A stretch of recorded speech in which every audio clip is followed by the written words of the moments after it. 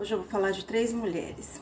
São três mulheres que são muito conhecidas, mas que, na minha opinião, elas mudaram a realidade delas e da família. Em uma época onde havia muito preconceito, muitas dificuldades, eram muitos obstáculos. Uma delas esteve o que hoje seria a faixa de Gaza, né? Então ela ouviu falar que tinha um mestre, um homem que realizava milagres e que passaria próximo de onde ela morava ou próximo da região onde ela morava. E ela pensou, eu vou esperar.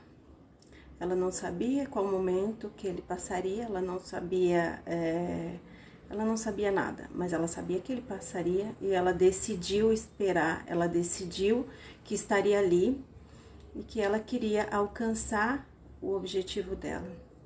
Uma outra mulher, ela tinha uma dificuldade e ela não hesitou em enfrentar uma multidão para conseguir o que ela precisava. E uma outra mulher, ela soube que ele estava em uma casa e ela esteve lá naquela casa fazendo o que de melhor ela podia fazer dentro do que ela tinha a oferecer. Uma dessas mulheres é a Sírio-Fenícia, que é contada a história dela na Bíblia. Muita gente já conhece e eu não estou falando de religião, mas eu estou contando a história dessa mulher que, na minha opinião, ela se superou e ela superou muitos obstáculos. Então ela esteve lá numa região, numa fronteira, vamos dizer assim, esperando Jesus passar, porque ela tinha uma filha endemoniada, uma filha que estava com problema de saúde e ela decidiu que ia pedir ao único que poderia resolver a situação da filha dela. Então ela esperou e no dia que ele passou, ela suplicou que ele parasse e ajudasse. E ele hesitou, ele falou com ela assim, olha, eu vim para os de Israel.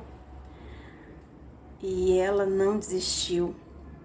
E os discípulos falaram para ela parar e ela não desistiu. E ela, vamos dizer assim, ela entrou em confronto com o próprio Jesus.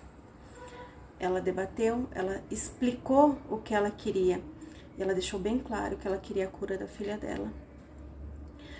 E comovido e, vamos dizer assim, impressionado com a fé daquela mulher, Jesus atendeu o pedido dela. Então ela voltou para casa e a filha dela estava curada. Uma outra que tinha um fluxo de sangue, ela ficou durante 12 anos enferma e ela decidiu que se havia uma multidão, ela ia enfrentar a multidão e ela ia tocar simplesmente Jesus. Porque se tudo aquilo que era falado fosse verdade, ela conseguiria o que ela queria. Então ela teve uma fé que ultrapassou qualquer limite. E mesmo diante da multidão, Jesus sentiu que ela tocou e Jesus falou, saiu virtude de mim. E eles falavam, como mestre, como com essa multidão, todos estão te tocando.